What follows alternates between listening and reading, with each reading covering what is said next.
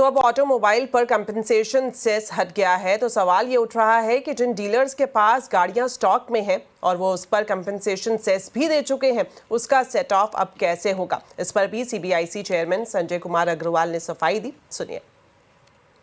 कई सारे ऑटोमोबाइल कंपनियों ने डीलर के पास अपने गाड़ियों को भेजा फेस्टिव सीजन सेल्स के एंटिसिपेशन में, और जब डीलर ने ऑटो कंपनियों से लिया ये कार तो कंपनसेशन सेस ऑलरेडी उन्होंने दे दिया है। अब 22 तारीख के बाद अब ये रेट घट जाएगा, कंपनसेशन सेस हट जाएगा, तो इनके पास जो कंपनसेशन सेस का अमाउंट एक्यूमुलेट हो रहा है उसको सेट ऑफ कैसे करेंगे, क्योंकि नियम ये कहता है कि कंपनसेशन सेस को कंपनसेशन सेस के अगेंस्ट ही आप सेट ऑफ कर सकते हैं। इसका क्या आपने कुछ रास्ता निकाला है? देखिए, जैसे इसमें जो कार्स हैं जिसपे कि जीएसटी प्लस कॉम्पनसेशन सेस लगकर उसकी जो मैन्युफैक्चरिंग यूनिट से क्लियरेंस हुई थी और अब वो कार डीलर के पास में है, तो डीलर उस पर अपना जीएसटी का आईटीसी ले लेगा और कॉम्पनसेशन सेस का उसने आईटीसी ले लिया।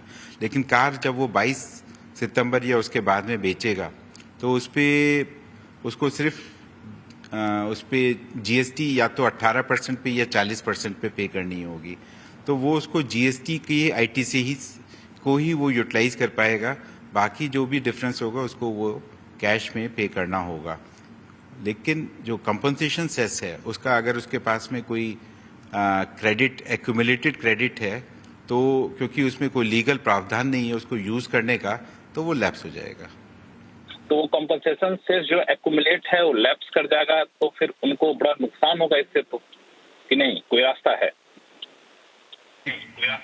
देखिए, उसमें नुकसान तो ये कहना मेरे ख्याल से सही नहीं होगा, क्योंकि जब भी गुड्स पे रेट रिस्ट्रक्चरिंग होती है तो ट्रांजिशन पीरियड में कुछ ऐसी स्थितियां आती हैं कि कोई अगर पहले से लेवी थी वो लेवी अब नहीं रही, क्योंकि कंपनसेशन सेस की लेवी नहीं रहेगी, तो उस पर पहले जो आईटीसी होता है वो लैप्स कर जाता है।